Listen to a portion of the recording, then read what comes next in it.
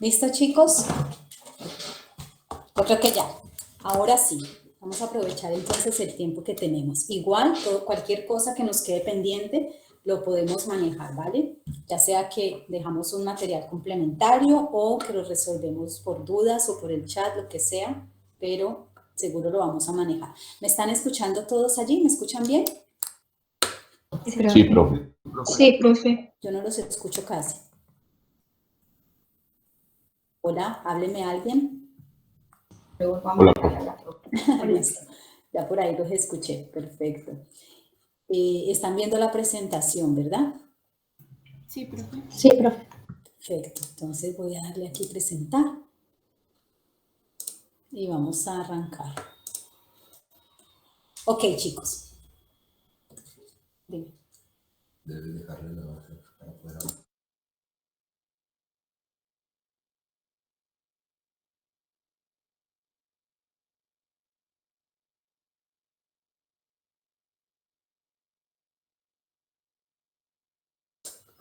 Listo. Entonces ahora sí, vamos a trabajar hoy entonces. Tenemos un tema súper interesante y amplio además que tiene que ver con la genética y la patogénesis bacteriana y viral. ¿Listo? Entonces vamos a arrancar. Voy a dar una contextualización súper general de las cosas, como les dije, que considero más importantes y después vamos a realizar una actividad donde ustedes van a hacer una revisión y una retroalimentación posterior. Yo les daré un tiempo específico de unos temas aleatorios que para mí sí o sí pues tienen que quedar cubiertos, ¿vale? Entonces, en este tema de patogénesis bacteriana y viral, lo primero es que ustedes ya vieron con la profesora Beatriz lo que tiene que ver con el metabolismo bacteriano. ¿Ya con ella revisaron algo de eso? Sí, profe. Sí, vale. Entonces, eso quiere decir que ustedes ya saben en términos, si yo les hablo, por ejemplo, aquí en términos energéticos de si necesitamos sustratos, ya saben qué es catabolismo, anabolismo, qué es un ciclo anfibólico, ¿todo eso ya lo identifican? Sí, profe. Perfecto, listo, gracias. Entonces, vamos a hablar de que cuando nosotros estamos hablando de procesos genéticos o cuando nosotros estamos hablando de regulación de la expresión génica, es decir, que vamos a regular un gen para que se dé o no, por ejemplo, una expresión de una proteína. Estos términos, quiero que entiendan que estos procesos son costosos energéticamente y que además necesitamos que haya sustratos en el ambiente. No podemos realizar síntesis o división, por ejemplo, celular, si no tenemos sustratos en el ambiente, ¿vale? Y esto va a ser interesante porque van a darse cuenta cuando mencionemos ahorita lo de la genética bacteriana, que una vez arranquen estos procesos en las bacterias, por ejemplo, sí o sí se tienen que cumplir, incluso si se agotan los sustratos del ambiente. Eso quiere decir que esto va a tener unas consecuencias para la célula bacteriana y esto quiere decir entonces que las bacterias también van a tener que buscar estrategias para que una vez arrancado el proceso, por ejemplo, de replicación, pues puedan darlo a curso sin ningún problema hasta el final. O sea que tienen que garantizar que tienen los sustratos necesarios y la energía para ello, ¿ok? Aquello, hablando de genética, aquello de dividir un material genético, aquello, por ejemplo, de generar más proteínas, sale costoso. Eso es lo primero que quiero que tengan en cuenta. Es decir, sale caro, vamos a necesitar energía y vamos a necesitar sustratos, ¿ok? Eso es lo primero. ¿Hay alguien por allí que me está pidiendo acceso? Ya se lo di, ¿listo?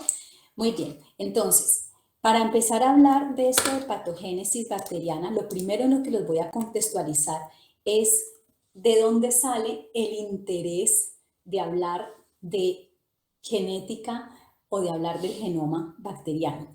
Y esto viene históricamente por allá de un experimento súper interesante que es el experimento de Griffiths. Y gracias a este hombre, nosotros tenemos, aquí les muestro, a la izquierda, un esquema súper sencillo, pero muy interesante que puso los ojos de todos los investigadores estoy hablando de 1927, 1928, 1930, más o menos en estos años, puso los ojos de todos los investigadores en justamente en el genoma o en el ADN bacterial.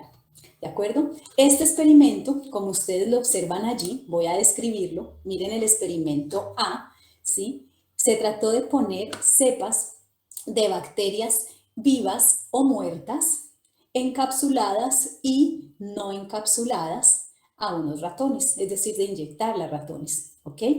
Estas cepas, como ustedes observan, la primera en el experimento A es una cepa encapsulada, obsérvenlo aquí, miren la capsulita que está envolviendo a la bacteria, ¿sí? Y es inyectada al ratón y el resultado es que el ratón muere. Eso es lo primero que pasa, ¿ok? En el experimento A, una cepa de bacterias vivas encapsuladas y el resultado, ratón muere, ¿ok? El experimento B que hace este científico es que coge ahora una cepa de bacterias encapsuladas, pero muertas, ¿ok? Y lo que sucede allí es que al inyectarlas al ratón, el ratón permanece vivo. Ojo con lo que está pasando. Es las mismas bacterias encapsuladas, pero en este caso muertas. Y cuando las inyectan al ratón, el ratón permanece vivo, ¿ok? El experimento C cambia entonces y las bacterias, aunque están vivas, no están encapsuladas, ¿ok? Y el resultado después de inyectar al ratón es que el ratón permanece vivo. ¿Me están siguiendo hasta allí? O sea, cepa de bacterias vivas, pero en este caso, como ustedes las observan, están desnuditas, no están encapsuladas en el experimento C, y el resultado es que el ratón permanece vivo. Finalmente, el experimento más grande que recoge y resume lo que venía pasando en los otros tres y que es el que finalmente me genera toda la atención o llama toda la atención sobre las bacterias y su ADN, es el experimento D. Y el experimento D propone que tengo unas cepas de estas bacterias que había puesto muertas, encapsuladas, muertas, pero además mezclo las cepas de las bacterias vivas no encapsuladas. ¿Cómo habían dado estos dos experimentos antes? El de las bacterias encapsuladas muertas y las vivas no encapsuladas. ¿Cómo habían dado? ¿Cuál era el resultado? ¿Qué ratón vivía? Ratón vivo. Exactamente, el resultado era un ratón vivo. Lo que sucede entonces en este experimento es que al mezclar las dos, el resultado es ratón muere. ¿Ok? ¿Pueden ustedes comprender cuál es el impacto? Y miren que estoy hablando de por allá de 1930, ¿de acuerdo? ¿Cuál es el impacto de este experimento súper sencillo, pero hermoso, que como les digo puso el reflector allí sobre las bacterias y su ADN? ¿Alguien me puede compartir cuál es su conclusión de ese experimento D? Los escucho, a ver quién se anima. ¿Cuál es su conclusión de qué pasó allí? Pusimos bacterias que ya en experimentos pasados aisladas habían dado un ratón vivo y cuando las mezclamos, muertas encapsuladas con vivas no encapsuladas, el ratón muere. Ah, bueno, pero les voy a decir algo más para ayudarles un poco ahí en la interpretación. Cuando el ratón muere y se chequea qué bacterias hay en él, post-mortem, lo que encuentran son bacterias vivas, ¿sí? Que en este caso estamos trabajando con neumococos, ¿sí? Encapsuladas. ¿Listo? Ojo con lo que encuentran. Bacterias vivas encapsuladas. ¿Fue lo que habíamos inyectado en ese experimento de? No, profe. No. No. Se inyectaron bacterias muertas encapsuladas o bacterias vivas no encapsuladas, pero lo que se encontró en el ratón post-mortem fue bacterias vivas encapsuladas. ¿Alguien puede intentar concluir qué pasó allí? Porque esa es la base de todo lo que vamos a hablar en cuanto a bacterias en esta clase y en este encuentro? Profe, pues eso como que no, digamos, es que no sé cómo explicar. Eso no como que comprueba que se pueden tener transferencia genética entre las bacterias y pues por eso es que las no encapsuladas lograron pues tener la transferencia de su información genética en la parte capsulada. Sofía, eso es perfecto. Eso es perfecto. Tal cual. Aquí lo que estamos viendo en conclusión, ¿sí? Es que hay algo allí que se puede transferir de una bacteria a otra o de una cepa a otra, ¿cierto? Esa es la conclusión clarísima. ¿Alguien tiene alguna otra apreciación?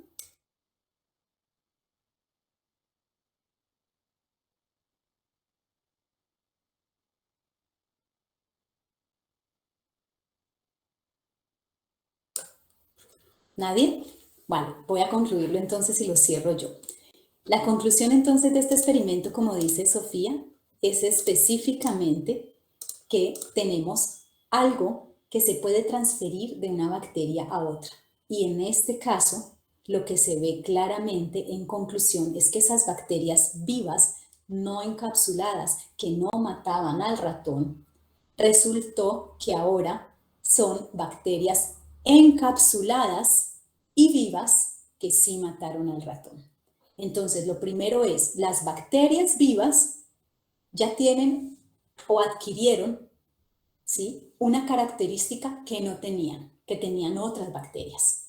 Y ahora ya las adquirieron ellas, que es la cápsula, ¿de acuerdo? Pero además, lo que nos deja concluir esto también es que la cápsula tiene un impacto fuertísimo en el resultado final de lo que fue la infección en el ratón por esas bacterias. Es una cosa, las bacterias, los neumococos no encapsulados, y otra muy diferente el resultado fisiológicamente para ese ratón de los mismos neumococos, pero en este caso encapsulados. Entonces la conclusión va en doble sentido. Lo primero es que esas bacterias adquirieron entonces una propiedad o una característica que no tenían y la adquirieron de otras bacterias, en este caso las bacterias encapsuladas muertas, y además esa propiedad que adquirieron es un factor de virulencia de mucho impacto porque genera muerte en el ratón. ¿Es claro para ustedes esa conclusión?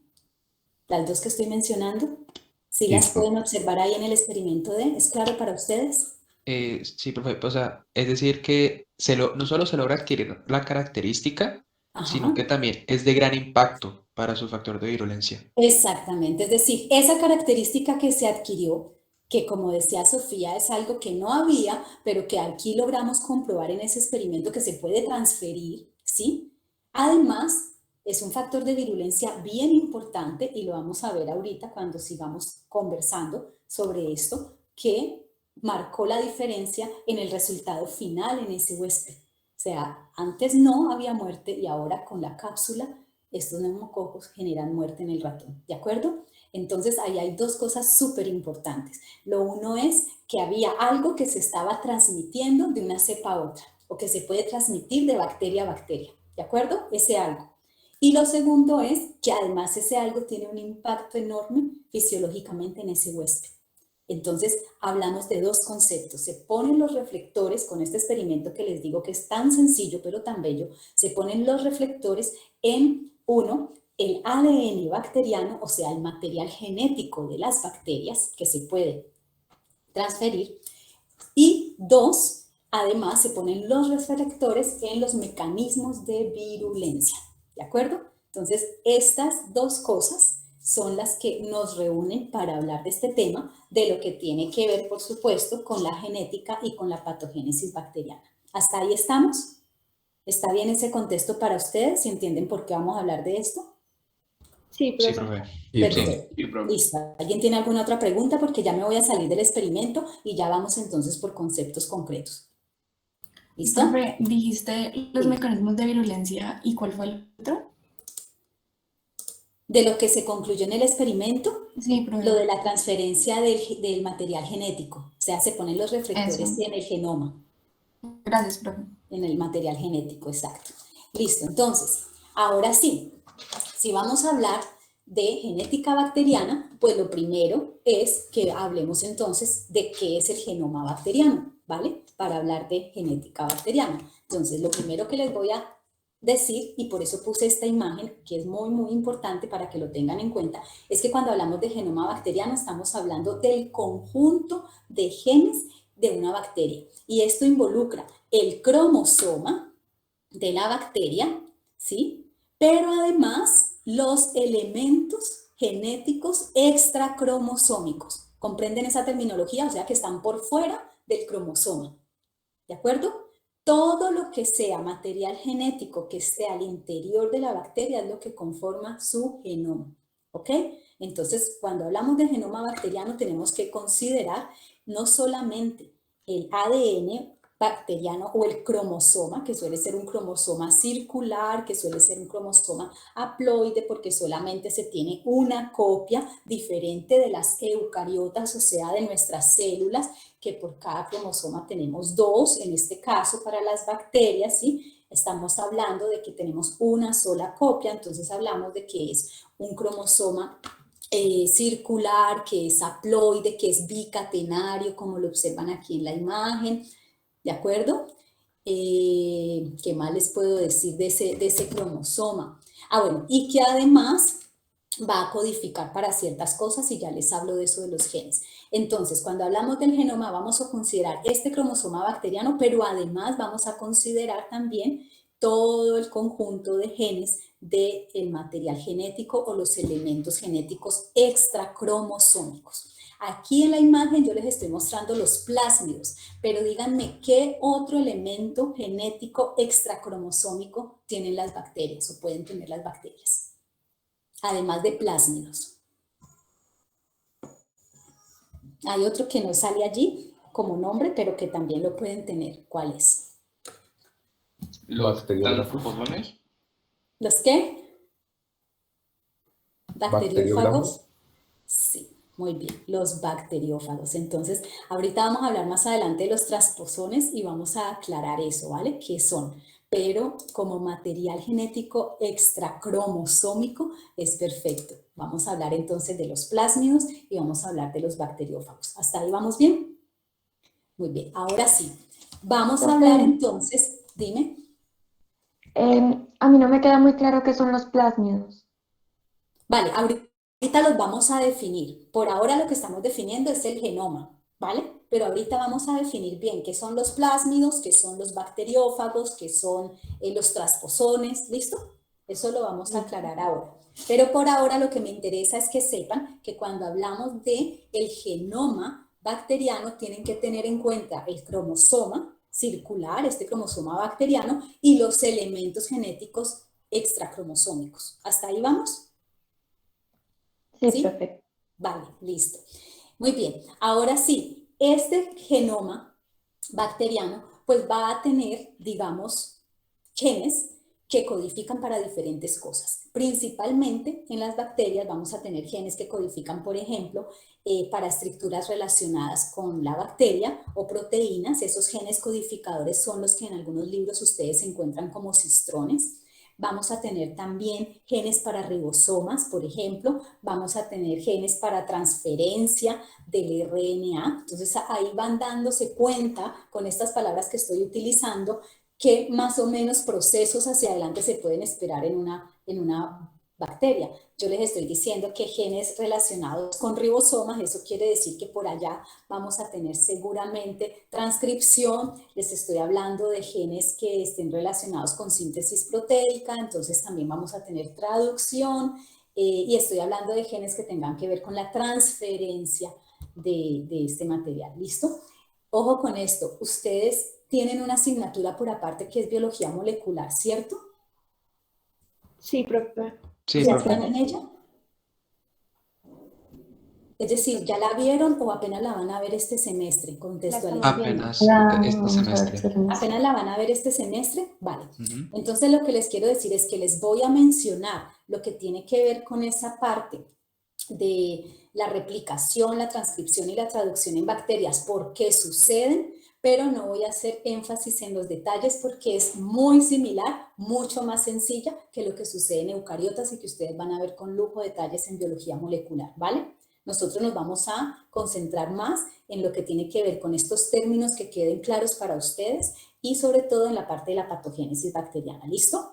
Pero voy a mencionárselos porque igual suceden. Lo que pasa es que ustedes lo van a ver con lujo de detalles y a un nivel mucho más complejo en eucariotas. En procariotas es mucho más sencillo, pero es súper, súper similar, ¿ok? Listo. Lo otro que quería mencionarles es que, a ver, me devuelvo aquí, es que los genes en las bacterias se agrupan, y aquí entonces vienen dos conceptos súper interesantes, y es que suelen agruparse como en cassettes, por decirlo así. Y esos genes se agrupan en lo que se conoce como operones, que me imagino que lo alcanzaron a leer o a mencionar con, no sé si con la profe Beatriz, y las islas de patogenicidad o islotes de virulencia, ¿ok? Entonces, cuando nos hablen o nos mencionen sobre operones o nos mencionen sobre islotes de patogenicidad o virulencia, entonces ya saben ustedes que eso no es otra cosa que genes que están agrupados, o sea, conjuntos de genes, ¿listo? Que están allí. Y suele estar, digamos, ese material que está allí en esos grupos, por así decirlo, como esos cassettes o en esas agrupaciones de genes, suelen ser genes que son genes estructurales, ¿vale? Entonces es muy, muy importante que recuerden que los operones o los islotes o las islas de patogenicidad son grupos de genes, ¿listo? Muy bien, ahora sí, lo que les había mencionado, en las bacterias vamos a encontrar entonces que ellos tienen diferentes mecanismos de expresión y de función del genoma y van a pasar por todo lo que conocemos también en eucariotas, que es replicación, que es transcripción, traducción y transposición. Esos son los mecanismos que tienen que ver con la función y la expresión del genoma humano, ¿vale? Ojo con esto, con lo que voy a decir. La replicación, la transcripción y la traducción lo van a encontrar en humanos, pero la transposición y lo que tienen que ver con los transposones es algo más reciente. O sea, también está, pero es algo mucho, mucho más reciente que en realidad no se le había puesto tanta atención como se le está poniendo ahora. Por eso puede ser que en la mayoría de textos ustedes se encuentren solo como replicación, transcripción, traducción, y la transposición está más bien clasificada hacia la parte de cómo se transfiere ese material genético. También tiene que ver con eso, pero yo la he involucrado desde aquí para que ustedes vayan familiarizándose con el tema, porque el asunto es que estos transposones o ese material que es móvil, por así llamarlo, que es dinámico y que se mueve en el genoma, tiene todo que ver con la expresión y la función también del genoma bacteriano, ¿vale? Entonces, por eso desde aquí la he puesto, pero es bastante probable que en los textos se encuentren solamente como la parte de replicación, transcripción y traducción, que es como lo, digamos, lo más común, ¿de acuerdo? Muy bien, entonces, rápidamente, la replicación bacteriana. La replicación siempre va a requerir un origen de replicación. Eso es lo que se conoce como el ORIC en bacterias. Ojo, ¿listo? Y es a partir de ese origen de replicación, como ustedes observan aquí en la imagen, se abre una horquilla o una burbuja, mejor, como una burbuja por decirlo así. ¿Listo? Y digamos que esa replicación suele darse generalmente en una sesión muy específica del cromosoma, como lo están observando, y generalmente durante la fase logarítmica o de crecimiento. De hecho, van a encontrar imágenes, por ejemplo, en los textos en donde hay varias burbujas, no hay solamente una, es decir, que hay varios inicios de replicación. ¿Qué significa la replicación? ¿Alguien me puede, por favor, decir qué es replicación en términos genéticos? ¿Qué es replicación? La duplicación del material genético. ¿La qué? Duplicación. Exactamente. Entonces, Sofía, cuando estamos hablando de replicación, yo estoy pensando que en este caso vamos a pasar el ADN ¿a qué?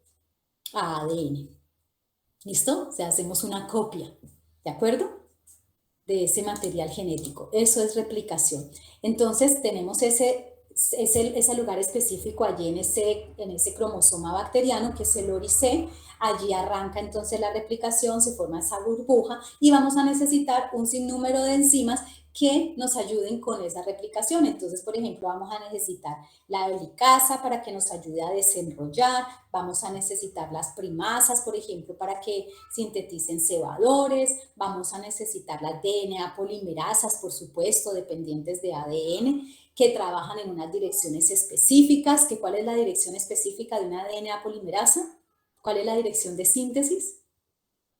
5'3". Muy bien, 5'3', y aplica exactamente igual que cuando revisen lo de eucariotas, es decir, se va a abrir una horquilla, va a ir avanzando en dirección 5'3', lo que se conoce como la hebra avanzada, va a haber una hebra que se conoce como la rezagada, es decir, todo eso va a funcionar igual que como en eucariotas, ¿listo?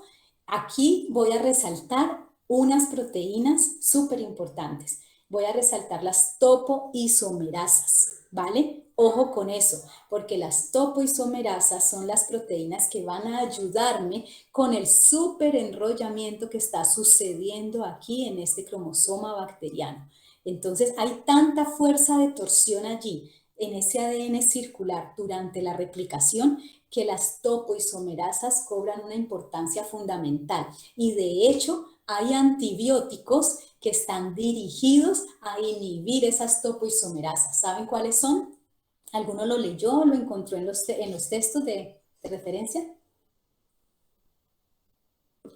Porque claro, si yo tengo un ADN circular, además le meto esos bucles o esas burbujas para hacer replicación, eso es un súper enrollamiento tremendo. Si las topoisomerasas no funcionan bien y no están allí, se friega eso. Entonces, pensándolo en términos prácticos, si ustedes fueran investigadores, científicos o algo en una firma farmacéutica, pues por supuesto uno dice, por allí la cosa puede truncarse, entonces ya hay antibióticos que están dirigidos precisamente a truncar las topoisomerasas. Y esos antibióticos son, por ejemplo, las quinolonas, ¿vale? Entonces recuerden eso, porque precisamente lo que están haciendo es evitar que trabajen allí. Por ejemplo, un ejemplo de topoisomerasas son las girasas. Entonces, si no se da eso bien, pues no vamos a poder tener esa replicación en las bacterias. Y eso es lo que buscan los antibióticos, ¿no? O sea, generar ese stop allí. ¿Listo?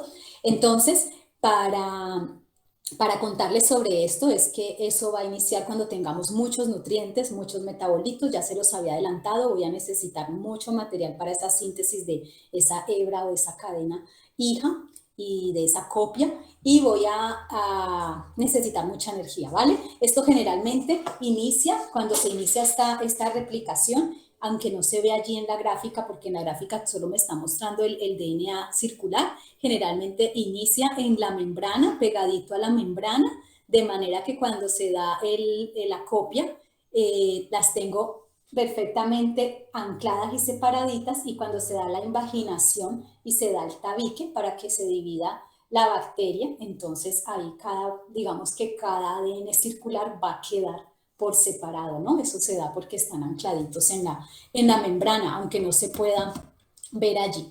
¿Listo?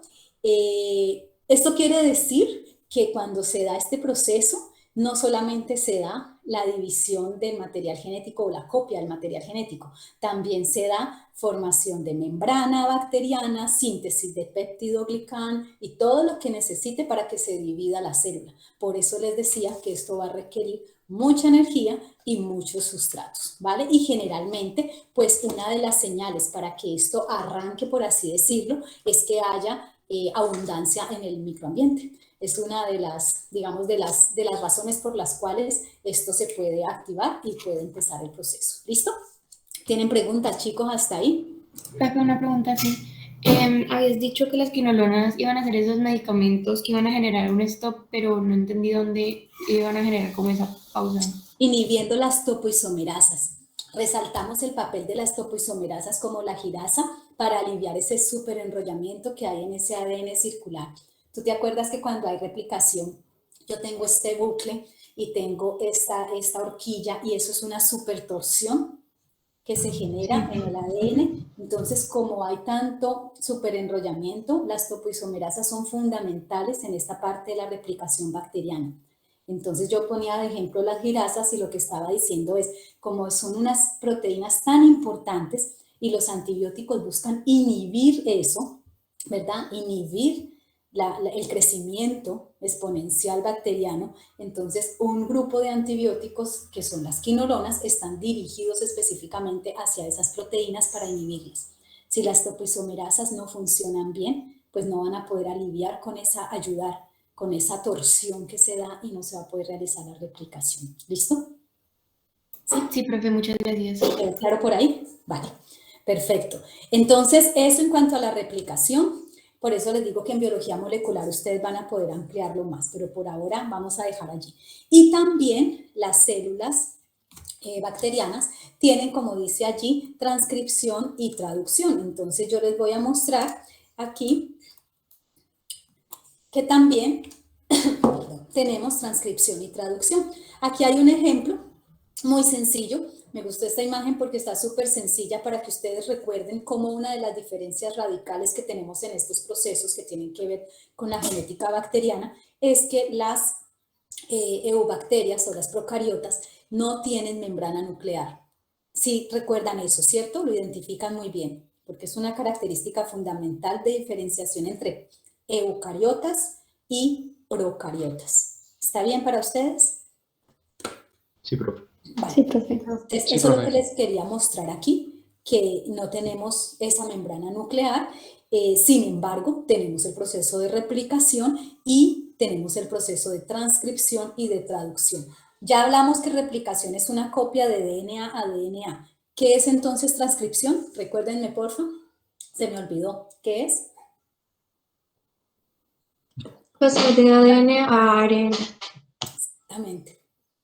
Transcripción es entonces de DNA a RNA. Eso es transcripción. RNA mensajero, ¿no? Eso es transcripción. ¿Y qué es traducción? Ahí lo están Pasar haciendo. de Es, ADN a una proteína. ajá, Exactamente. Es desde el RNA mensajero hacia la proteína. ¿Entendido? Y como ustedes observan, miren que ese es diferente que a mí me quede el RNA mensajero dentro de un núcleo a que me quede directamente en el citoplasma, ¿cierto? Donde ya tengo fácilmente acceso al complejo ribosomal. ¿Se observan? Es diferente, ¿no? Mucho más fácil, mucho más práctico por acá, por ejemplo, ¿cierto? Entonces, vamos a tener traducción y finalmente vamos a tener entonces una proteína, ¿vale? ¿Mediante qué enzima, por ejemplo, sería clave en el proceso de transcripción? Así como habíamos mencionado la enzima en la replicación, ¿cuál sería la enzima clave en la transcripción? O sea, en el paso de DNA a RNA mensajero.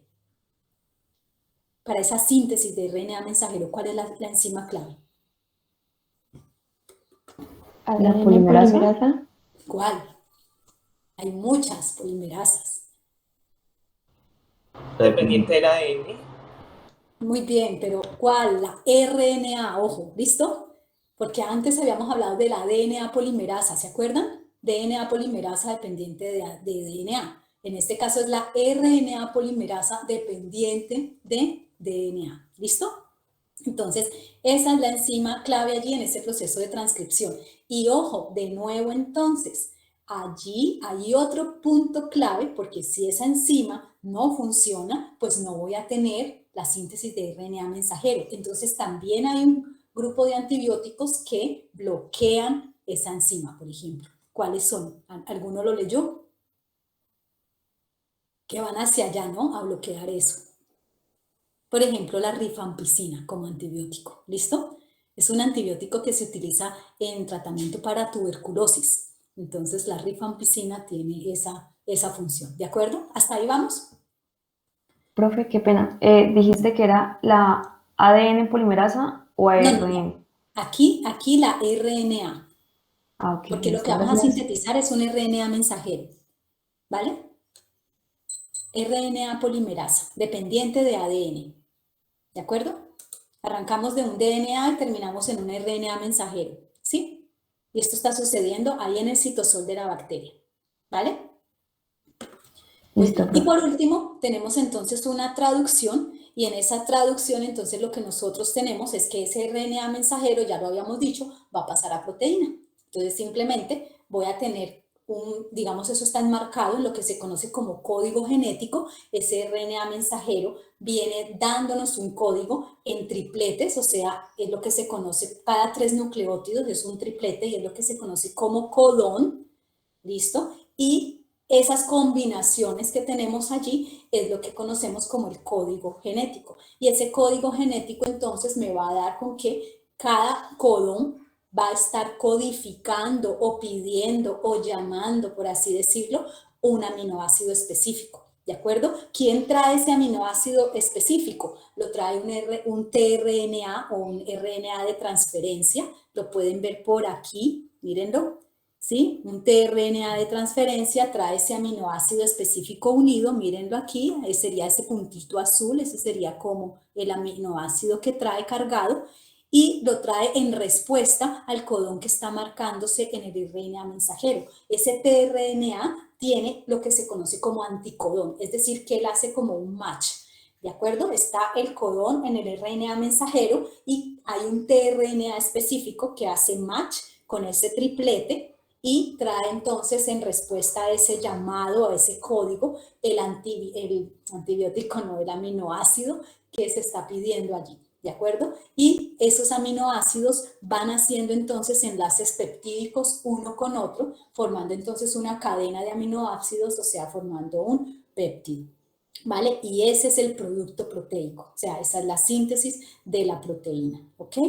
Normalmente en este proceso de síntesis proteica generalmente están involucrados 20 aminoácidos que se conocen como estándar. Hay más aminoácidos, pero dentro de esta síntesis proteica generalmente participan 20, que son los que están allí haciendo parte de la estructura de las proteínas. Y en esa lectura, por así decirlo, en ese marco de lectura que establece el RNA mensajero, voy a tener codones de inicio, o sea, un código de inicio, y voy a tener también un código de terminación, ¿vale? Donde no hay ningún aminoácido que se pida allí, entonces es un código de terminación, ¿vale? Y hay algo interesantísimo con esto, y es que algunos aminoácidos pueden ser pedidos o llamados o codificados por más de un codón. ¿Sí entienden eso? Es decir, hay diferentes combinaciones de tripletes, cada combinación está pidiendo un aminoácido específico, pero hay aminoácidos que son pedidos o codificados por diferentes codones. ¿Sí me siguen ahí? En el juego de palabras. Y esto significa, o esto es lo que se conoce en los libros como la degeneración del código genético. Entonces, ahí lo están viendo. Profe, una pregunta. O sea, que digamos, diferentes codones, o sea, diferentes tipos de codones pueden traer un mismo aminoácido, por ejemplo, digamos, combinaciones, digamos, CGA, por ejemplo, trae tal aminoácido y CCA trae el mismo aminoácido. Eso puede pasar, Diana, eso puede pasar, que yo tenga diferentes combinaciones, por decir algo, en ese triplete y que haya algunos aminoácidos que sean codificados por diferentes tipos de combinaciones. O sea, hay un triplete que pide este aminoácido y hay otro triplete que también pide ese aminoácido. ¿Listo? Eso puede pasar. Entonces, eso es lo que se conoce como la degeneración del código genético. O sea que ahí ya saben que si el código genético es degenerado, sí, es degenerado y es por eso, ¿vale? Porque hay aminoácidos que codifican o que son codificados, por así decirlo, por más de un codón. ¿Listo? Chicos, voy a contarles una infidencia personal muy grande. A ver si tienen compasión de mí y se animan, y los que están en pijama se animan a prender las cámaras. Resulta, ¿están preparados para escuchar mi primer secreto? Resulta que yo soy sorda, ¿de acuerdo? Es decir, tengo una discapacidad auditiva enorme. No tengo un oído, yo no tengo sino oído derecho. ¿Se dan cuenta que solo tengo este lado así descubierto? Bueno, este es el único oído que tengo. A este lado tengo una oreja perfecta y hermosa, pero no hay oído, o sea, adentro no hay nada. Eso fue por un tratamiento antibiótico que mi madre recibió mientras estaba en embarazo, y entonces ustedes van a darse cuenta hacia adelante que algunos antibióticos generan ototoxicidad y no se formó. Aquí adentro hay una masita en estado embrionario. Cuando mi madre se dio cuenta, eso se llama hipoacusia, ¿no? Entonces yo tengo una sordera que tiene que ver con lateralidad, mejor dicho. Y por acá no escucho absolutamente nada. Este es el único que tengo. Pero este tiene que recoger el sonido de todo alrededor. Entonces ese se complica a veces porque si hay eco, el espacio, pasó el carro, pasó el auto, lo que sea, o con los micrófonos se complica muchísimo por el eco. ¿Listo? Ese es mi gran secreto. Yo, cuando mi madre se enteró que era sorda, medio sorda, mejor dicho, me llevó, ella no quería que yo aprendiera el lenguaje de señas, porque ella no quería que yo fuera diferente. Y eso le costaba, que yo me viera diferente a los demás niños. Entonces ella me llevó, fue al Instituto de Niños Ciegos y Sordos, y allí le enseñan a uno a leer los labios. Entonces yo crecí, fue con la habilidad de poder leer los labios. Así que en términos normales, si yo los veo y les veo el rostro y todo esto, y me hablan, lo que yo no alcance a recibir aquí, lo complemento porque les estoy leyendo los labios. Así que si alguien para la próxima me hace la caridad y la compasión y cuando me hablen se dejan ver, para mí sería maravilloso, ¿de acuerdo? Se los agradezco mucho, de verdad. ¿Vale? Listo. Seguimos. Entonces, pasamos ya de todo este asunto que tiene que ver con la traducción y con la síntesis proteica. Ya saben que todo esto va a tener que ver con el complejo ribosomal. Y vamos entonces a entrar a aclarar los términos que ustedes me estaban preguntando. Y con esto voy dando cierre a esta parte de intervención mía. ¿Listo? Entonces, lo primero es, ¿qué tengo ahí en la imagen? ¿Qué hay allí? Eso ya lo conocen porque eso es así como de ficción. Un virus. ¿Mm? Un virus. No. No exactamente. ¿Cómo se llama? Mejor dicho, más específicamente. ¿Un virión? ¿Virión? No. No es un virión. ¿Profe, es un bacteriófago? Eso es un bacteriófago, sí, señor. ¿Y qué es un bacteriófago? Ya que me lo mencionó Gabriel. Pues es un virus que solamente lo vamos a encontrar afectando a las bacterias. Es un virus, exactamente. Eso suele conocerse específicamente como un virus bacteriano. ¿Listo? O sea, es lo que se conoce y literalmente así se conoce como un virus bacteriano. ¿Listo? Entonces, ojo con esto. Los bacteriófagos que van a tener un papel fundamental en la transferencia de la información de la bacteria, son protagonistas porque ellos tienen una estructura proteica, un mecanismo de anclaje, lo observan aquí, es casi como de ficción, ¿no? Un mecanismo de anclaje y un material genético que guardan al interior de esa estructura proteica. Entonces, cuando ellos van a infectar a una bacteria, lo que hacen es que se anclan y luego transfieren o inyectan por este mecanismo, que se hagan de cuenta como si taladrara la célula, entonces inyecta el material genético a la célula, ¿vale? ¿Para qué y qué pasa? Ya lo vamos a ver, pero por ahora quiero que recuerden eso. O sea, que guarden la imagen porque además la imagen es muy especial y muy bonita. Y van a recordarlo cuando hablemos de la transferencia. ¿Listo? Entonces, ojo con esto. Hasta aquí, esto que transmite el fago, por ejemplo, y esto que transmite los plásmidos, hasta allí hemos mencionado dos cosas que están codificadas en elementos genéticos que son móviles, que están por fuera del cromosoma bacteriano. ¿Se acuerdan que mencionábamos que en el genoma de la célula tenía todo que ver, no solamente el cromosoma circular, sino también los elementos genéticos extracromosómicos. Y habíamos mencionado o habíamos señalado dentro de eso que los protagonistas eran los plásmidos y los fagos. Bueno, entonces vamos a darle forma ya más detalladamente a los que por ahí tienen la duda de ¿y qué es un plásmido y qué es un bacteriófago y esa vaina para qué? ¿Listo? Entonces, lo primero es mostrarles esta imagen. Esta imagen está en la edición, esa es la edición, les voy a decir, número 27 de la microbiología médica de Yaos. ¿Listo?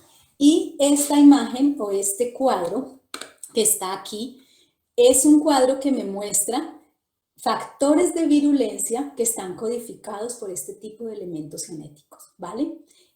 Miren arriba en azul, los codificados por plásmidos son ejemplos, ¿no? Porque hay muchos más. Y algunos codificados por los fagos. Observen entonces cómo en estas bacterias, ¿sí? Tenemos factores de virulencia y lo que causan ellos, diarrea, infección urinaria, invasión de la mucosa, todo lo que inhibición de síntesis de proteínas humanas, parálisis, esto es a nivel muscular, por ejemplo, diarrea líquida abundante que puede ser incluso causa de muerte por vibrio cólera.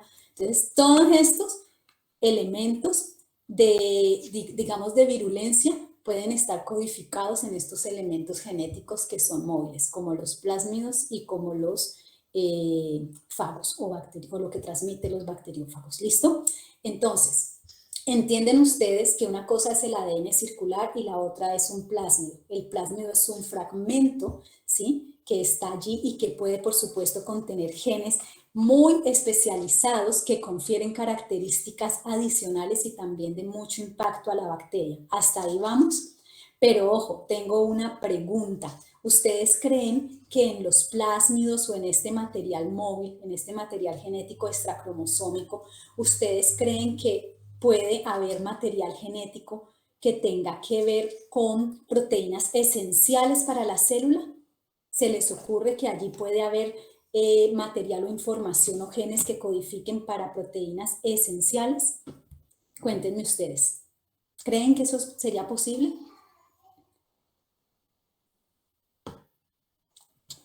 Hola. ¿Están allí? Profe, una pregunta. Dime, Pero José. cuando te refieres a esenciales para la célula a la que van a infectar o para ellas mismas, como que sean proteínas. Para sanas, ellas. Me refiero en la pregunta, estamos hablando de que además del ADN circular, que es el cromosoma bacteriano, tenemos elementos extracromosómicos que son como móviles, ¿no? Y vamos a ver que esos elementos pues son fundamentales para codificar, por ejemplo, factores de virulencia, como les estoy mostrando en la imagen, ¿cierto?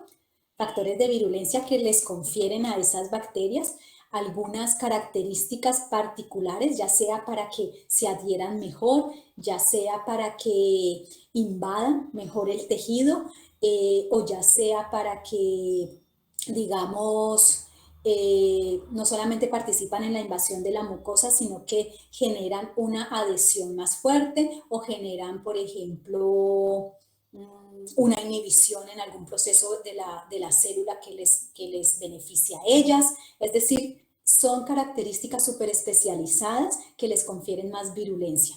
Ahí ya sabemos que esos elementos móviles o que ese material extracromosómico pueden tener genes muy, muy importantes en eso. Les había dicho que incluso esos genes de virulencia se agrupan y que una de las características de esos grupos son, por ejemplo, en operones y que también se agrupan, por ejemplo, en islotes de virulencia o de patogenicidad y que esos grupos o esos cassettes pueden estar entonces en estos elementos móviles.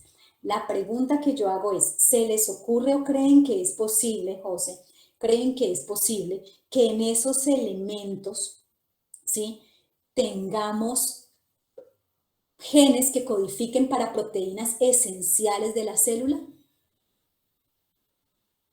No solo cosas especializadas, sino cosas fundamentales, básicas, mínimas que necesita la célula para vivir, para existir. ¿Creen que es posible? Pues, Profe, pues, Hola Yo iba, Sofía, qué gusto verte, gracias. yo iba a decir que tal vez porque, pues, por lo de los transposones, de pronto se podía como pasar genes que estaban en un inicio en la parte, pues, cromosómica y ya después pasaron a los plásmidos, pero no estoy segura. Vale, esa es una buena posición. ¿Quién está de acuerdo o en desacuerdo con Sofía? ¿Creen que este material que puede ser móvil, o sea, ir y venir, ¿cierto? Porque los plásmidos pueden ir y venir y los transposones, vamos a ver, y todo esto puede ir y venir y los fagos pueden infectar o no, inyectar o no. ¿Creen que todo esto es posible que esté codificando para proteínas esenciales de la bacteria? Que sin ellas la bacteria no existiría, ¿no? ¿Qué creen? ¿No? ¿Ni idea? Profe, Juan Manuel. Hola, profe. Pues yo Hola. pensaría como que en parte, no, yo pensaría que no se podría sintetizar ese tipo de proteínas, ya que pues tomando el Ok. ejemplo del caso que vimos del experimento, la cepa de bacterias necesitó una base o necesitó un externo para tomar la información para adquirir la cápsula. Entonces yo diría que las proteínas esenciales no se sintetizan eh, pues de forma propia, sino que necesitan la ayuda de un externo, de un tercero. Vale, pero ahí hay algo, Juan Manuel, gracias por la cámara. Allí hay algo muy interesante y es, ojo con esto, hay unas funciones mínimas básicas que las células o las bacterias tienen que cumplir, pero hay otras que si las tienen o si las adaptan o las captan, les va a conferir ventajas, ¿cierto? Que son los que conocemos entonces como factores, por ejemplo, de virulencia. Es decir, que una bacteria puede vivir sin ellos y puede sobrevivir sin ellos. Se alimenta, se duplica, es decir, hace su metabolismo sin ellos, pero que si los captan, si les llegan, si los atrapan, si los integran, pues van a tener ventajas sobre otras cepas, ¿de acuerdo? Entonces, aquí lo interesante es que una proteína que fuera esencial, básica, mínima para su metabolismo y para su supervivencia, no podría estar a expensas de un elemento móvil que esté o no esté. ¿Me comprenden eso?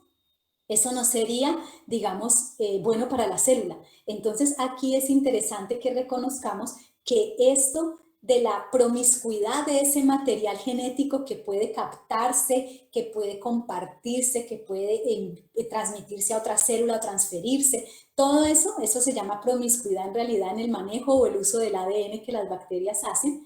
Esto generalmente está confiriendo ventajas, pero son ventajas selectivas, es decir, ventajas sobre otras cepas, pero no tienen que ver con sus funciones fundamentales mínimas básicas de supervivencia. ¿De acuerdo? Entonces, eso de las proteínas esenciales y eso básico suele estar contenido en su cromosoma bacteriano. ¿De acuerdo? Porque eso lo necesita sí o sí. Tiene que estar allí. Entonces, eso suele estar en el cromosoma bacteriano, pero ya estas características que le confieran factores de virulencia, entonces pueden llegar a través de otros mecanismos y a través de la transferencia de otras regiones o de otros segmentos de genes que les llegan por otros lados, ¿vale? ¿Sí me hice entender allí? Sí, profe. Vale, listo. Gracias, Juan Manuel. Muy bien, chicos. Entonces, hablando de esto, vamos a dejar claro entonces qué son los plásmidos. Los plásmidos son elementos genéticos pequeños extracromosómicos. Hasta ahí vamos, ¿cierto? Vamos a tener que los plásmidos y los bacteriófagos son dos fundamentales elementos de lo que es el material genético extracromosómico, por fuera del cromosoma de la bacteria. Los plásmidos entonces son elementos pequeños, tienen capacidad autónoma de replicación, esto es muy importante, independiente del genoma bacteriano. Los plásmidos se pueden replicar autónomamente, por eso se conocen o encuentran en los libros lo de los replicones. Ese es el término que encuentran en los textos, ¿listo? Son moléculas circulares, son bicatenarios y ellos se integran o suelen integrar algunas veces al cromosoma bacteriano y cuando eso sucede entonces se conocen como episomas, ¿listo? Ese es el término para que lo aclaren allí. Entonces si se integran al cromosoma bacteriano los llamamos episomas Y un ejemplo característico, súper estudiado, súper común en la literatura, es el plásmido F de la E. coli, que es un plásmido grande que está garantizando incluso su propia transferencia. Estos plásmidos grandes incluso no solamente son autónomos en su replicación, sino que ellos además codifican para todo lo que necesitan para transferirse ellos mismos a otras bacterias. Y generalmente estos plásmidos grandes suelen transferirse a otras bacterias a través de lo que se conoce como conjugación, que es un casi apareamiento sexual, un intercambio cuasi sexual entre las bacterias, ¿vale? Es un intercambio de información genética cuasi sexual, y ahora se van a dar cuenta por qué digo cuasi sexual, porque de hecho hay una estructura que une una bacteria con otra para que a través de esa estructura se intercambie el material genético, por ejemplo, como los plásmidos, ¿vale? Los plásmidos más pequeños tienen otros métodos de transferencia, formas de transferencia, pero generalmente los grandes casi que siempre se hace por conjugación.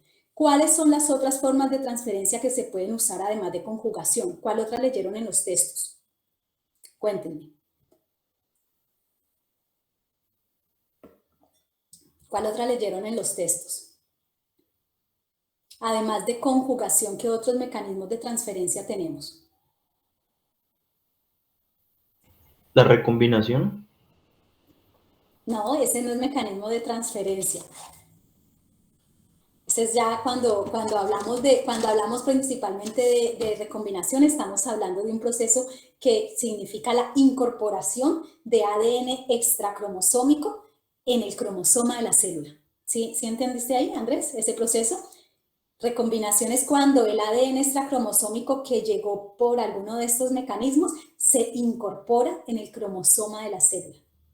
¿De acuerdo?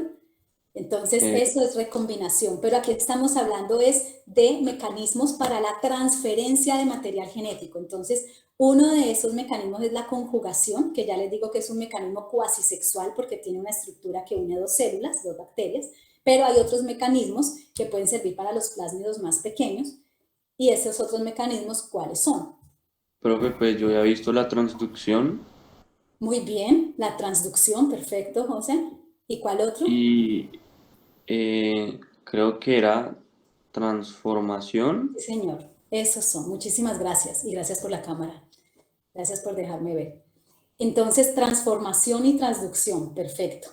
¿Listo? Entonces, entendido lo que es un plásmido, entendido que son autónomos en su replicación, entendido que incluso los más grandes pueden gestionar ellos mismos proteínas que aseguren su transferencia a otras células, ¿entendido eso? ¿Hasta ahí? ¿Queda claro lo de los plásmidos? Muy bien, ahora sí, ¿qué son entonces los bacteriófagos? Entonces, los bacteriófagos, ya vimos, son virus bacterianos, ¿sí? Con un genoma que puede ser ADN o ARN y que están protegidos por proteínas, ¿listo? Son un elemento cromosómico, un elemento genético extracromosómico, también como los plásmidos, ¿de acuerdo? Y en este caso tienen una cápside, por decir así, proteica, y ahí tienen el ADN, ¿ok? Los bacteriófagos cuando infectan pueden generar dos opciones. Una es que al infectar y al meter el material genético, se repliquen al interior de la célula y la estallen, o sea, lisis celular. Eso es lo que se conoce como infección lítica. Y la otra opción es que entre a la célula ese material genético, se integre en el genoma bacteriano sin matar la célula, o sea, sin destruirla. Y eso ya no se conoce como infección lítica, sino como un estado lisogénico. Es decir, que está allí la información y que se está seguramente transcribiendo, pero sin matar la célula. Eso es lo que se conoce como estado lisogénico, ¿vale? ¿Hasta ahí vamos? ¿Sí? Profe, Dime. y en el caso de los plásmidos que son más chiquitos y que no tienen esa autonomía, entonces ahí se dependerían de la parte cromosómica de la bacteria. No, cariño, cuando hablo de que no tienen la autonomía, los plásmidos siempre van a ser autónomos en la replicación, siempre para la replicación de ellos. Lo que hablo de lo otro que aseguran los más grandes es la transferencia de ellos de una célula a otra. Entonces los pequeños seguramente no usan tanto el mecanismo de conjugación, pero usan los otros mecanismos que nos mencionaban ahora, que es transformación y transducción. ¿Listo? ¿Hasta Sí, ahí gracias, vamos? profe. Muy Sí. bien, listo. Perfecto. Y por último, los transposones. Entonces, cuando hablamos de los transposones, pues los transposones, para que quede claro ese término, es lo que se conoce comúnmente como genes saltarines. Es decir, son estos segmentos de ADN que están o que pueden saltar literal de un material genético al otro. Y ojo con esto, pueden saltar entre moléculas de ADN dentro de la misma célula. Es decir, por ejemplo, pueden saltar de un plásmido a otro plásmido. O sea, un transposón puede estar ubicado en un plásmido y saltar a otro plásmido, o un transposón puede saltar de un plásmido a un cromosoma bacteriano. ¿Sí me están comprendiendo ese juego, cierto? Esos son los transposones. ¿Listo? Y normalmente ellos tienen información que por lo menos asegure que se puedan mover, es decir, que se puedan transferir, o también algunos de ellos tienen información de resistencia, por ejemplo, a antimicrobianos o a antibióticos. Entonces, ellos pueden tener esa codificación de genes para dar una resistencia antibiótica. ¿Listo? Ellos se Profe, pueden... Dime. qué pena interrumpirte. ¿Habías dicho que podían saltar de plásmido a plásmido o de plásmido a qué? De plásmido a plásmido o de plásmido a cromosoma bacteriano. ¿Estás listo. entendiendo el juego de palabras ahí, cierto, Diana? Sí. Vale, perfecto. Entonces, ellos allí van a ser móviles y algunos son muy sencillos y por lo menos garantizan que se puedan mover de un material a otro o una célula a otra, pero otros más complejos pueden traer incluso información que tiene que ver con genes de resistencia, ¿vale? Es súper importante. Ellos pueden insertarse incluso en un gen e interrumpirlo, por así decirlo. Porque si se insertan en un gen, pueden inactivar ese gen o la continuidad de ese gen, y si ese gen, por ejemplo, codificaba para una proteína esencial de la bacteria, pues ¿cuál cree que es el resultado para la bacteria? ¿Cuál creen que es el resultado? Si un transposón justo en esa aleatoriedad de intercambio de material genético justo cae e interrumpe un gen de una proteína Para esencial. la bacteria no sobrevive, pues muere. Muere, claro, muere. ¿Listo? Entonces alguien diría, uy, no, pero ¿cómo así? ¿Pero cómo que el transposón va a matar la bacteria y va a generar esto y no sé qué? Entonces, ¿para qué sirve el transposón? Bueno, pero es que estamos hablando de que eso sería una opción dentro de muchos miles de opciones que hay en la aleatoriedad. Y hay otras opciones que les pueden conferir muchas más ventajas, transmitir genes de resistencia. O sea, hay muchas opciones, digamos, en esa aleatoriedad de dónde ellos caen y dónde se insertan, ¿vale? Pero si cayera justo interrumpiera un gen de una proteína esencial, ese es el resultado. Quiero que con esto recuerden que esto de los genes de las proteínas esenciales es importante.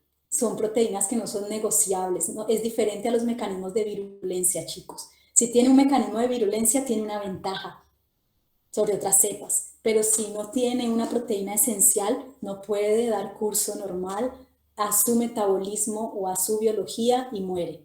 Es diferente, ¿listo?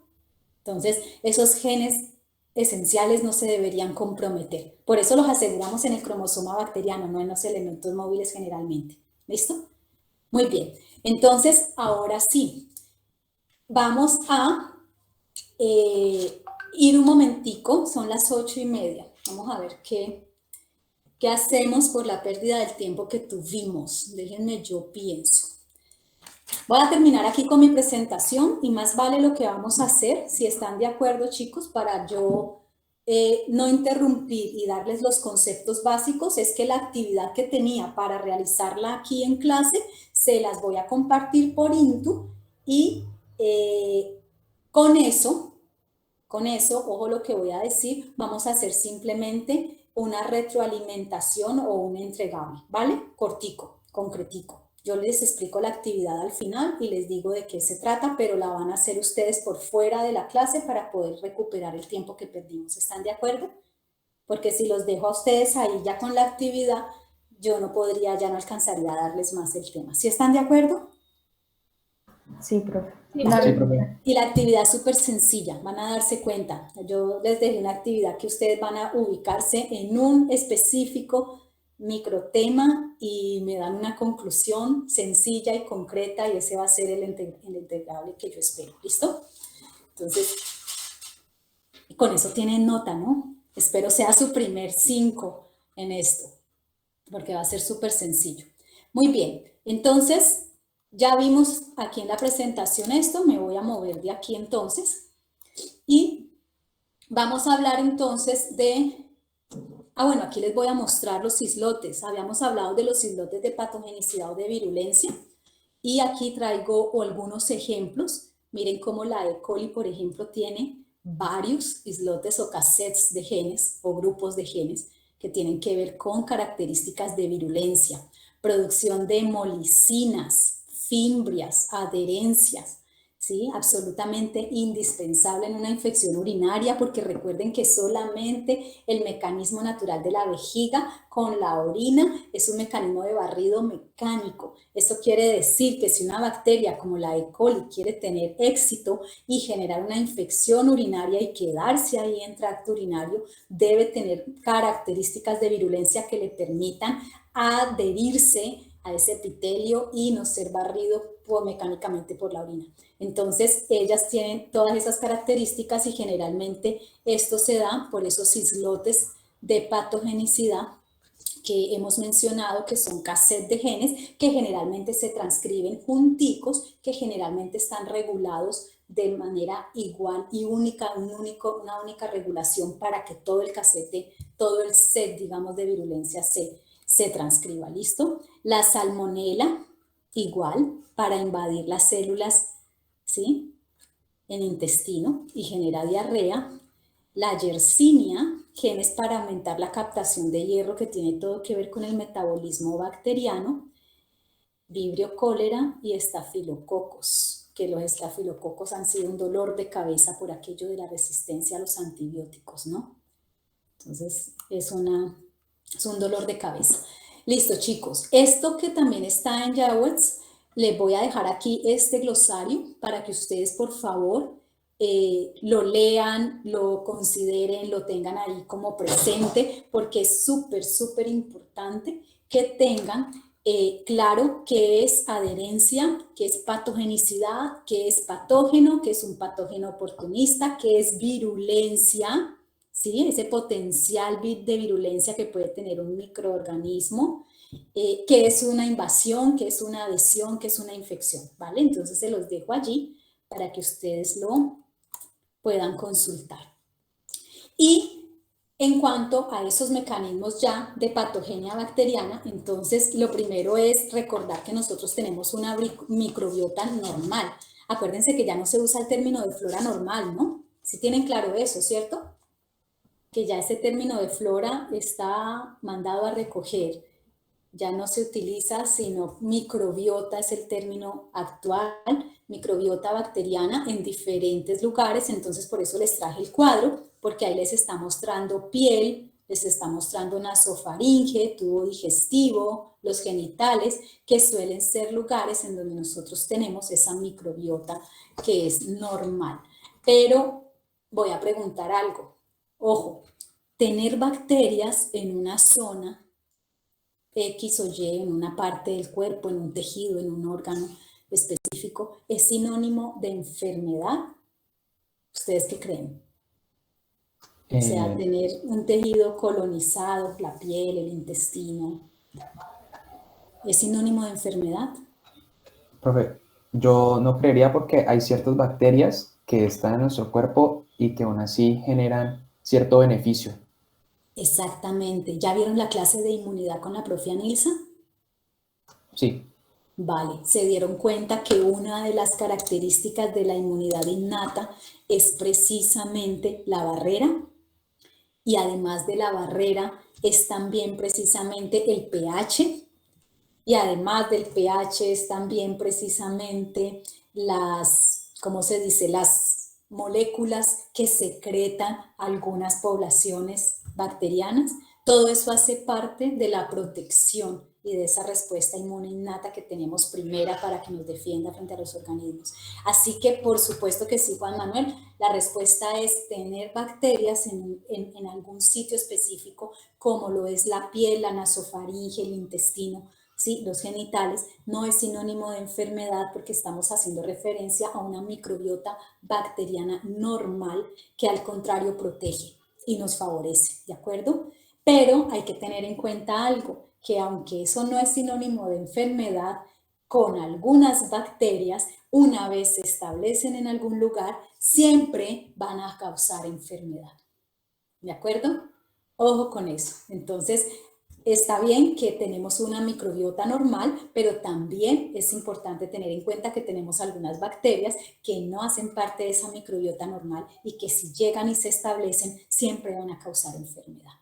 ¿De acuerdo? Entonces, eso es bien importante de tener en cuenta. Díganme algunos factores por los cuales esta microbiota se pueda alterar. Sencillos, así, que les pasen a ustedes ¿Por fácilmente. antibióticos?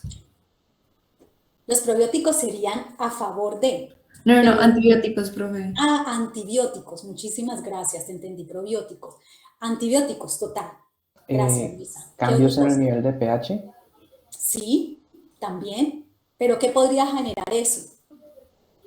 Un cambio en el pH, por ejemplo, ¿qué lo podría generar a nivel intestinal y todo esto? ¿Qué lo podría generar? O a nivel vaginal. ¿Una infección? Una infección, profe.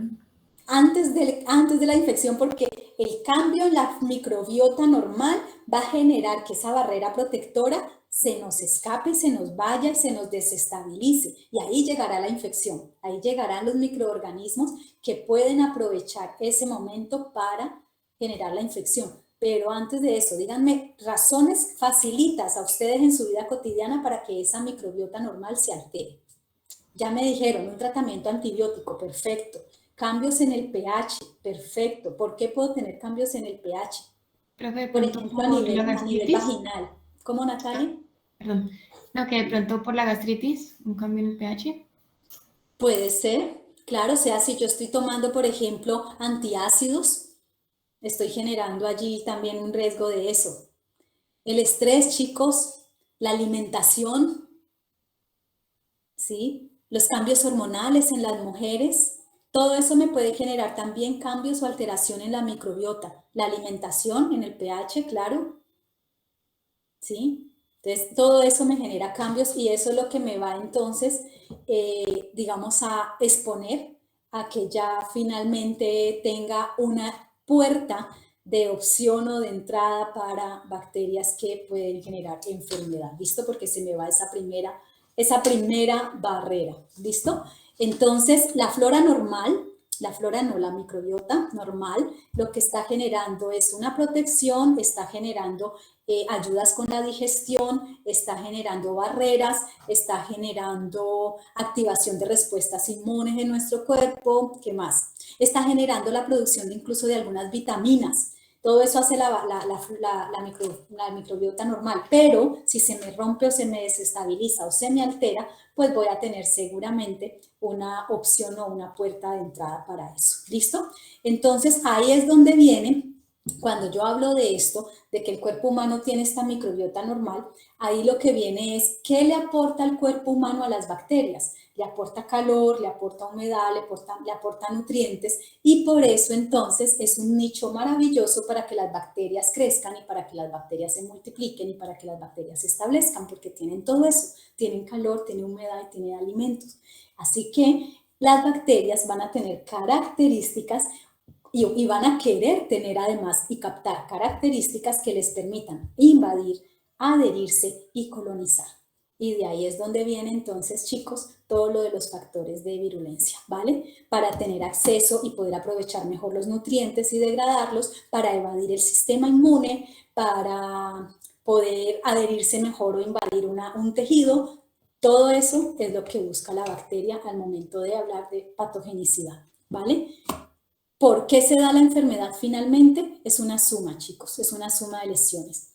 No solamente es lo que hace la bacteria. La bacteria va a generar mucho daño, seguramente daño tisular, va a generar proteínas de su metabolismo que sean tóxicas para los tejidos, como por ejemplo el producto de la fermentación bacteriana, que son ácidos y gas, es muy dañino para los tejidos, pero algo súper importante es que tengan en cuenta que eso no es lo único que genera enfermedad, es eso más la respuesta del huésped hacia esa infección. La suma de esas dos cosas, las sumas de esas toxinas, esos productos, ese daño tisular que ha generado la bacteria, más la respuesta inmunológica del huésped, que generalmente puede ser una respuesta de tipo proinflamatorio contra la infección, y además todas las citoquinas, todas las interleuquinas y todo lo que está ahí en juego es lo que suele empeorar el cuadro y es lo que suele dar finalmente entonces los síntomas, los signos y los síntomas, y una respuesta ya más sistémica que llamamos enfermedad, ¿vale? O sea que cuando hablemos de enfermedad, en términos por lo menos de infección y de mecanismos de patogenicidad bacteriana, ya saben que vamos a encontrar el sistema de defensa como un actor importantísimo allí. No solamente la bacteria, sino nuestra respuesta inmunológica. ¿Listo? Pero nosotros no solamente tenemos microbiota, o sea, no tenemos solamente microbiota normal bacteriana. ¿Qué otro tipo de bacterias podemos tener? Virulentas, oportunistas, ¿cierto? ¿Tienen claro eso? ¿Qué diferencia hay entre las virulentas y las oportunistas? ¿Por qué las menciono así diferente?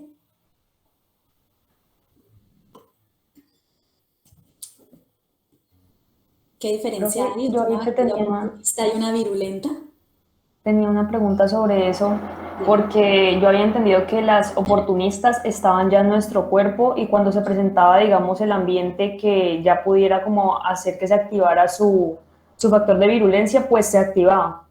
Pero entonces te quería preguntar si eso también hacía parte de la microbiota, porque pues igualmente está en el cuerpo y no hace nada, pues hasta que se dé como el caso. Las bacterias oportunistas, tienes toda la razón, ellas pueden estar allí, ellas están ahí formando parte de esa flora, pero de esa microbiota. Tengo la flora, les dije que no se decía flora y he dicho flora todo el tiempo. La microbiota, ellas están formando parte de esa microbiota, pero ¿saben qué es lo que pasa, chicos? Que pueden estar en un número que no les representa mucha oportunidad para colonizar un epitelio, por ejemplo, porque hay otras bacterias de esa microbiota que están colonizando ya. Entonces, las oportunistas pueden estar allí, pero en un número muy escaso, y resulta que cuando se altera esa microbiota normal por los factores que hablamos, que eso hace parte de todo el mecanismo pues, de la patogénesis bacteriana, cuando se altera esa microbiota, entonces es donde ellas, pese a que no estaban en un número muy representativo, encuentran como el nicho perfecto, estando ya preexistentes ellas ahí, ¿no? O sea, aprovechan esas condiciones que se dan, esos cambios, y eso pone en un estado de vulnerabilidad al huésped y ellas aprovechan para desarrollarse y causar enfermedad. ¿Listo? Pero sí, Sofía, ellas estaban allí y digamos que hacían parte de esa microbiota, pero seguramente en una relación y en una proporción que no les confería ninguna ventaja. Cuando ya se dan esas alteraciones es donde vemos entonces que colonizan bacterias que no deberían, porque las otras se desplazaron, por ejemplo.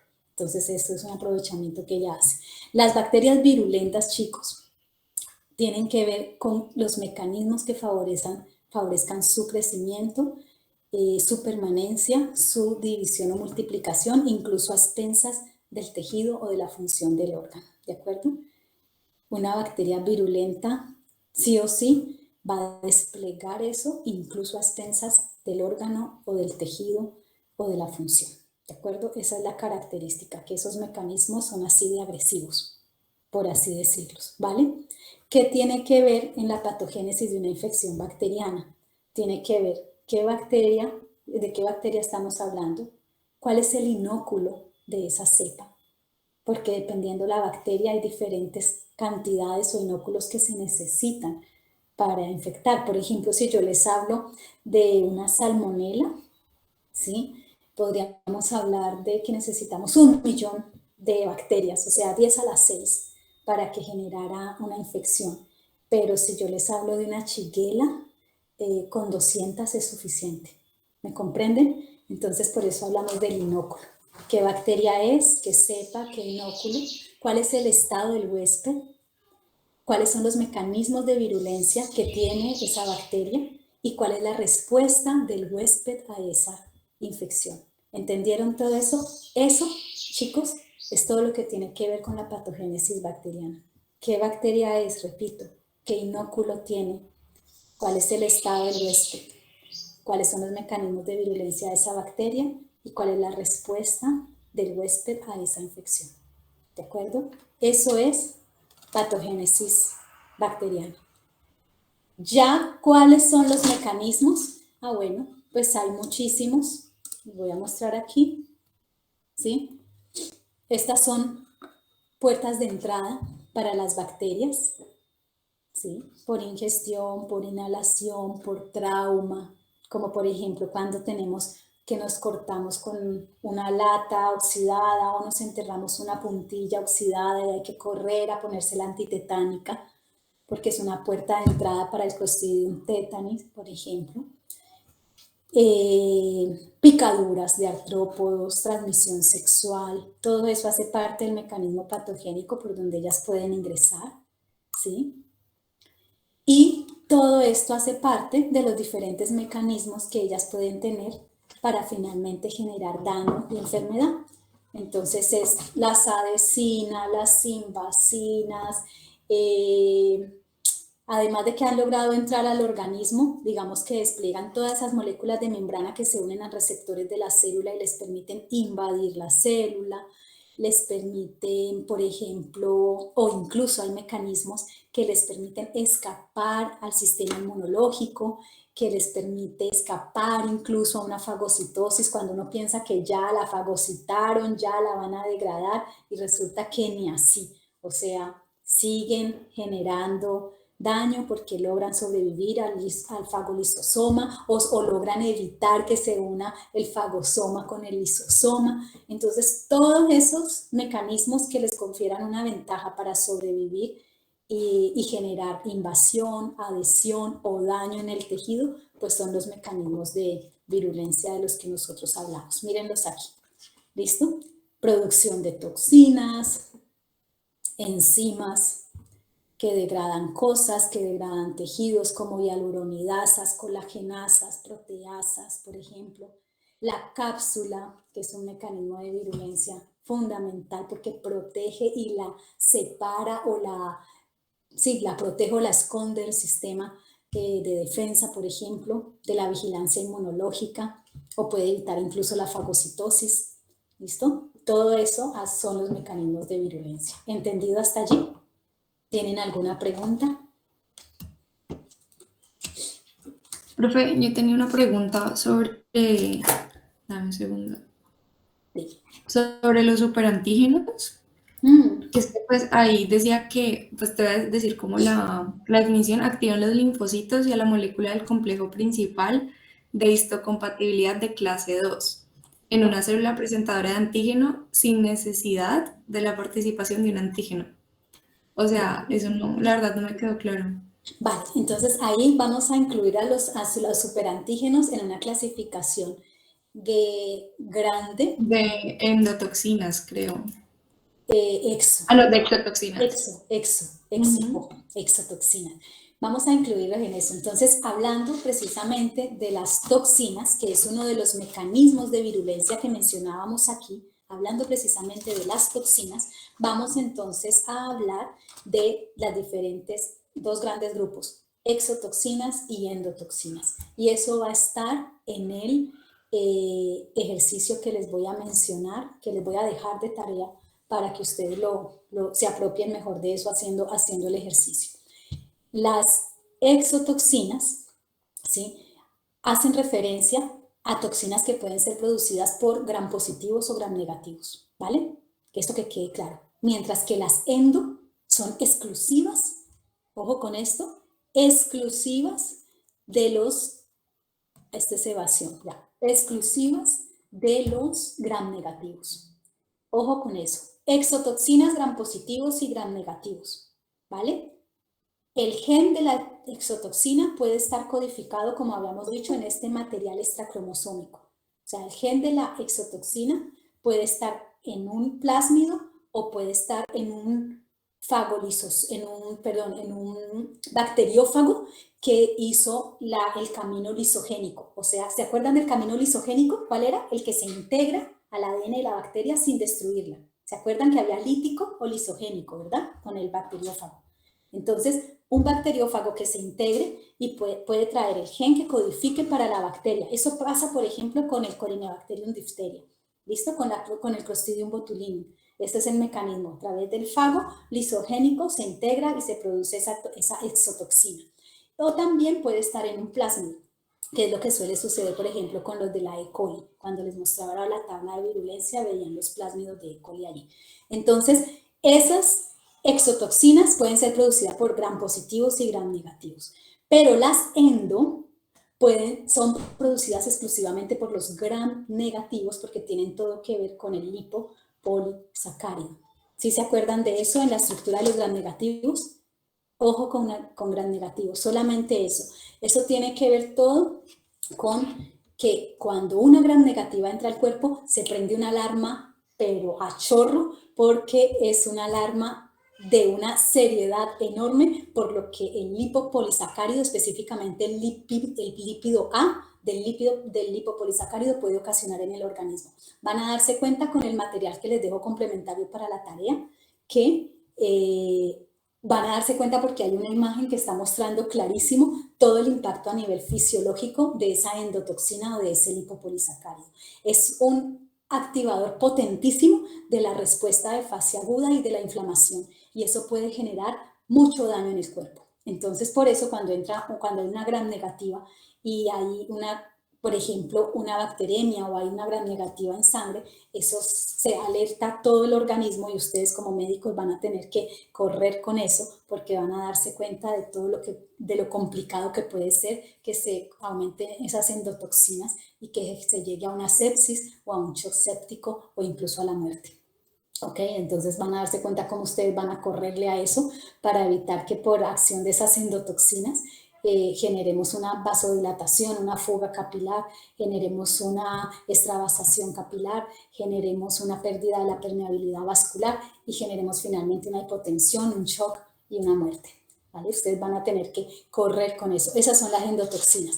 Pero lo que tú decías del superantígeno hace parte de las exotoxinas. Es un grupo especial de las exotoxinas y tiene todo que ver con el mecanismo de las células del sistema inmune. Un linfocito T y una molécula de una APC o una célula presentadora de antígeno. El superantígeno abraza por la parte externa al receptor del linfocito T y abraza a la MHC clase 2, que es una molécula que está en la membrana de la célula presentadora de antígeno.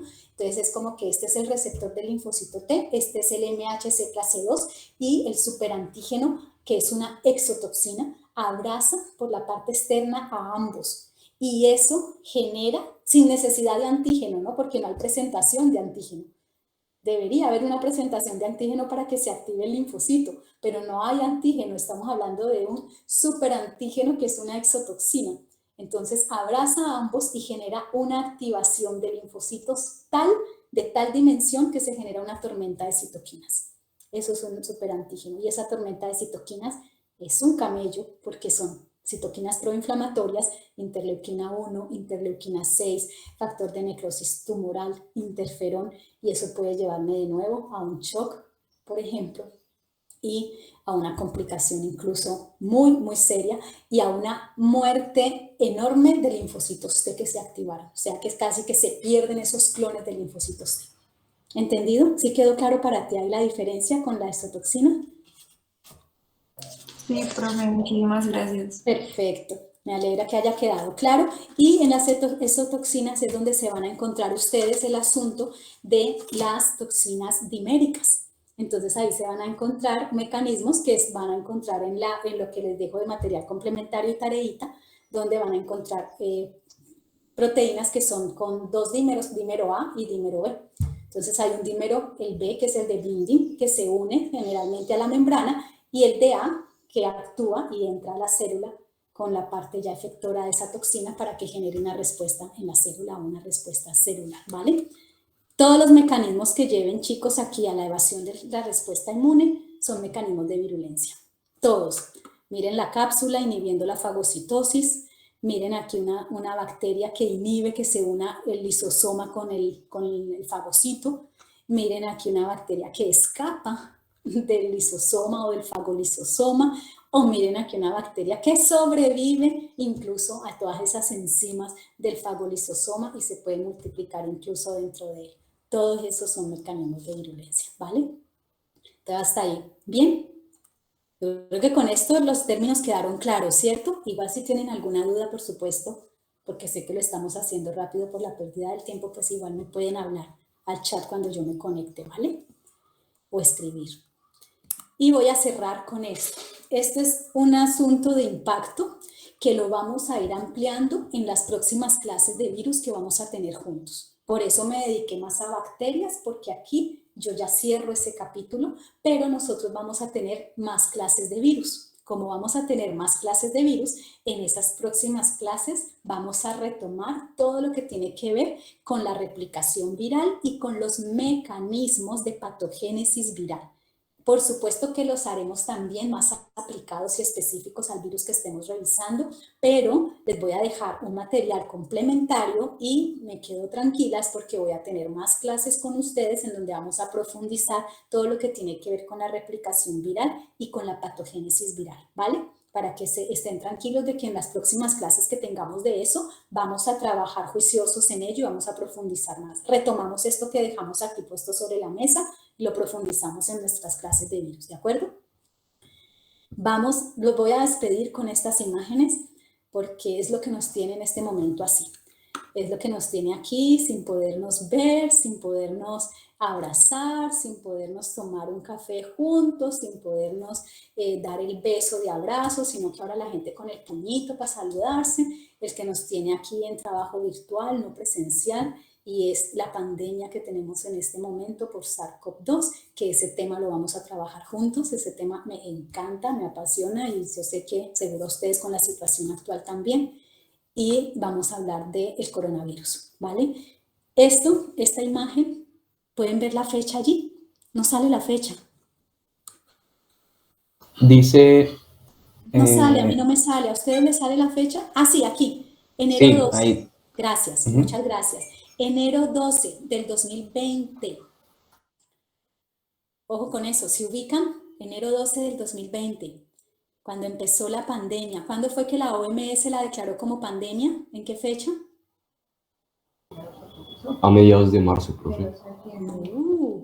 La OMS la declaró, ella fue notificada el 31 de diciembre del 2019 y a menos de un mes de haber sido notificada, ya declaró como pandemia el asunto desde enero, a finales de enero, del 30 de enero, cuando por allá por el 20, 22, 23 de enero se empezaron a confirmar casos en otros países. Cuando ya se salió de ahí, de Wuhan, cuando ya se salió de ahí, la cosa entonces se puso seria y la OMS dijo, esta vaina está peliaguda, y empezaron a suspender vuelos y demás, ¿vale?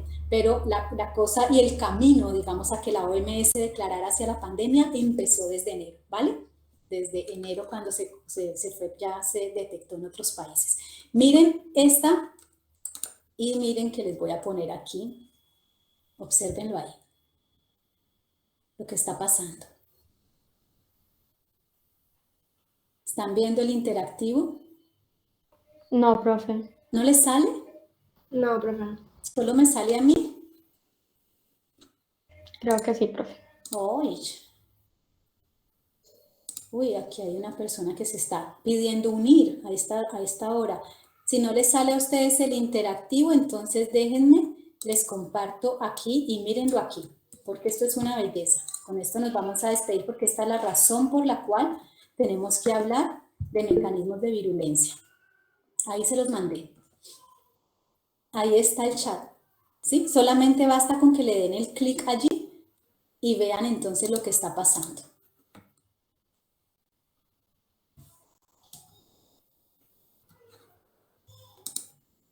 ¿Sí lo pudieron ver? Sí, sí. Ya se logra ver. Ese es un interactivo de solamente enero y febrero del 2020. Vean que la fecha arranca desde el 12 de enero y llega hasta febrero, hasta final de febrero.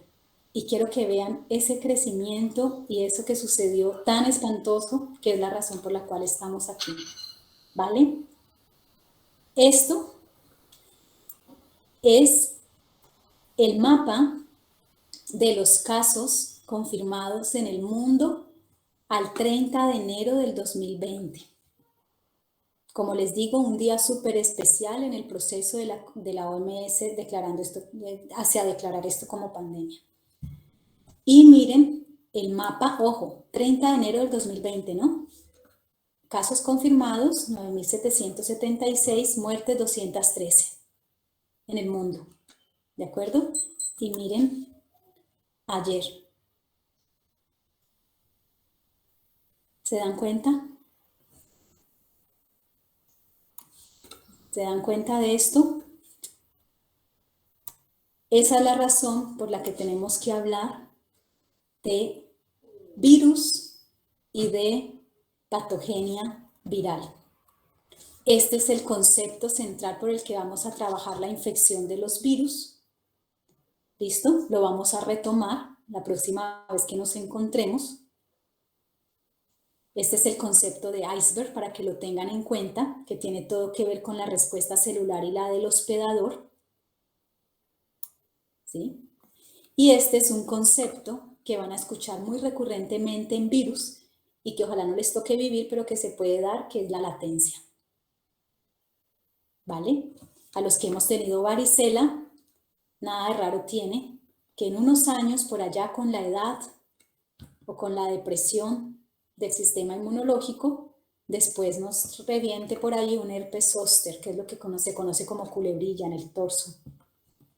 ¿Sí? Porque es una latencia del virus de la varicela que se queda allí en esos nervios. ¿Sí? O los que les da una primera infección por un herpes simple, labial, bucal, y después tienen esas lesiones recurrentes después de los exámenes, después de un evento de estrés, después de exposición solar, en un momento hormonal, por ejemplo, como la menstruación, y aparece otra vez estos brotes. Eso es latencia y lo van a escuchar recurrentemente en algunos virus, ¿vale? Y esta, que es la última diapositiva, para que la revisen, son los pasos de la replicación viral, donde vamos a tener que hablar, dependiendo del virus que estemos estudiando. Cada virus tiene una particularidad en las proteínas que lo rodean, también una particularidad en el tipo de virus que es, si es un virus desnudo, si es un virus envuelto, ¿sí? Y esa particularidad va a hacer que se una a unos receptores específicos en la membrana de la célula huésped para poder entrar, y dependiendo también el material genético que cargue el virus, que es muy específico del virus, puede ser DNA, puede ser RNA, y ese RNA puede tener un sentido positivo o un sentido negativo. Dependiendo de eso, va a darse curso a toda la maquinaria transcripcional de la célula, donde él va a aprovechar esa maquinaria celular, va a transcribir su material genético, va a sintetizar sus proteínas virales, va a armar nuevos viriones, ¿sí? Y va finalmente a salir o a romper la célula con nuevos viriones que son infectantes para otras células. Este es el esquema general, pero hay cosas muy específicas como qué tipo de virus es, qué material genético tiene, cómo se da entonces todo este proceso aquí de la maquinaria transcripcional y finalmente el ensamblaje para la salida. ¿Ok? Esa es la última diapositiva, pero les voy a dejar otras que se llama experiencia de clase de patogenia. ¿Me están viendo allí? Ahora mismo solamente la presentación. Vale. Entonces, lo que voy a hacer es que les voy a compartir por el Intu, ¿cómo comparto esto? La experiencia de clase para que ustedes puedan, a ver, yo doy aquí, a ver si me ven ahí, ya con eso terminamos. Sí, ya me ven ahí, ¿cierto? Ya con eso terminamos. Sí. Sí, profe. Entonces van a ubicar la imagen que corresponde a su tema, yo voy a subir el listado con qué temas les correspondió y ustedes me van a dar entonces una retroalimentación de forma sencilla ese tema. Opciones de lo que les puede salir. Este proceso deberán ubicar qué es, para eso están los textos guía. Miren, este es otro proceso, todo tiene que ver con transferencia del material genético bacteriano. Mírenlo aquí. Este proceso que corresponde a algo que le está pasando a una célula, ustedes tendrán que buscar qué significa esto, porque les va a interesar como médicos. Es un estafilo. ¿Listo? Mecanismos que utilizan las bacterias como mecanismos de virulencia. Superantígenos, al que le saque esto, al que le toque esto, ya se lo puse muy fácil porque lo preguntaron, entonces como lo preguntaron lo expliqué. Lipopolisacárido y todo lo que hablamos del impacto, ¿sí? Proteínas virales de un virus muy específico aquí y por acá otro diferente. Van a darse cuenta y tendrán que mirar por qué son diferentes las propuestas allí. ¿Listo? Cosas como estas, infección viral, son las que se van a encontrar. ¿Listo, chicos?